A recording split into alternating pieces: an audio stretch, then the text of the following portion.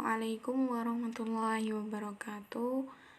Perkenalkan, nama saya Nurmalia Ahsani dari program studi PGMI kelas B. Saya di sini akan mempresentasikan itu bagaimana cara mendirikan usaha. Yang pertama, apa itu kewirausahaan dan wirausaha?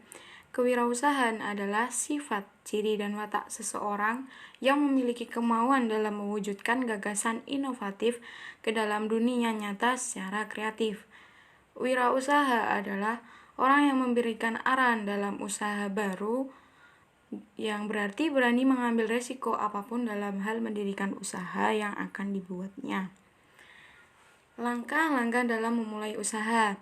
Yang pertama, pilihlah bidang yang Anda minati dan cari yang kira-kira banyak pengetahuan yang Anda dalami.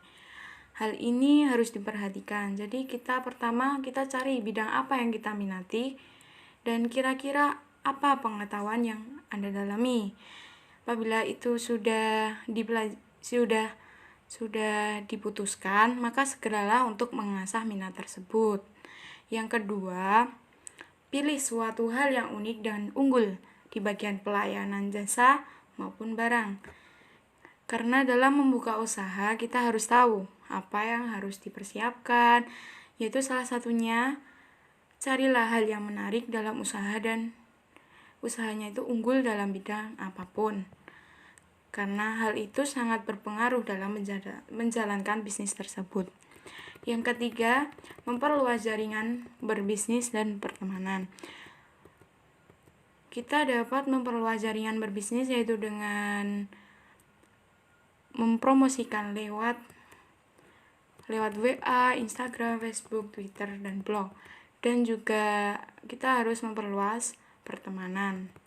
Yang keempat, jaga nama dan pandangan dari orang lain.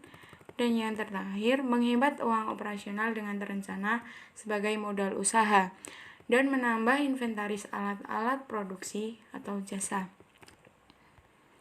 Selanjutnya, saya akan membahas tentang hambatan dalam memulai usaha. Yang pertama, penjualan tidak laku atau sama sekali tidak ada yang terjual. Dalam memulai berbisnis, tidak laku dalam penjualan itu sudah hal yang lumrah. Untuk itu, sebagai pebisnis, harus cari cara bagaimana agar jualan laku. Salah satunya yaitu mempromosikan lewat sosial media dengan hal-hal yang menarik pembeli. Yang kedua, biaya awal yang sangat tinggi. Biaya awal yang sangat tinggi biasanya dialihkan menjadi tidak terlalu tinggi, yaitu dengan cara menurunkan biaya produksi, yaitu dengan meminimalis biaya yang dikeluarkan. Yang ketiga, keterampilan dalam bidang tersebut masih kurang. Keterampilan yang kurang akan mengancam keberadaan usaha yang dijalankan. Untuk itu, kita harus memperluas keterampilan kita. Yang keempat, keuntungan yang tidak mencukupi. Keuntungan adalah suatu hal yang dicari dalam berjualan maupun berbisnis. Karena kalau tidak adanya keuntungan, usaha itu tidak akan berkembang hanya dengan uang modal yang ada. Yang terakhir, kurang percaya diri.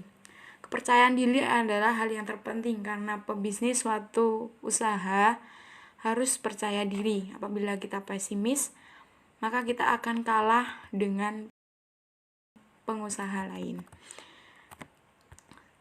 Yang terakhir yaitu tentang macam-macam usaha. Yang pertama, usaha mikro. Usaha mikro merupakan usaha yang dapat dijalankan perorangan atau badan usaha. Usaha mikro ini memiliki aset lebih dari 50 juta dan tidak lebih dari 300 juta. Contohnya yaitu petani yang menggarap lahan, pengrajin mainan anak, industri makanan dan minuman. Yang kedua, usaha kecil. Sama halnya dengan usaha mikro, namun yang membedakan adalah nilai aset pemiliknya, yaitu sekitar 50 juta dan tidak lebih dari 2 miliar rupiah. Contoh dari usaha kecil yaitu petani yang mempunyai lahan dan mempunyai tenaga kerja, peternakan ayam yang memiliki tenaga kerja, dan koperasi skala kecil.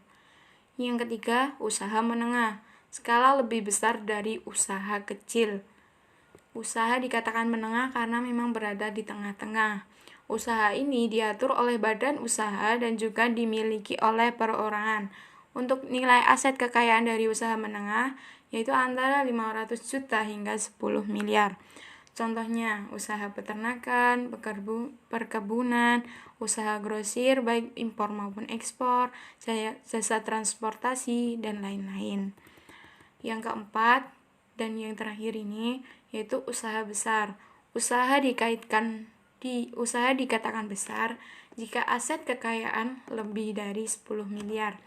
Yang digolongkan usaha besar yaitu usaha nasional milik negara atau swasta dan usaha asing yang memiliki kegiatan ekonomi di Indonesia.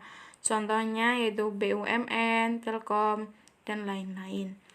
Sekian dari saya, kurang lebihnya mohon maaf. Wassalamualaikum warahmatullahi wabarakatuh.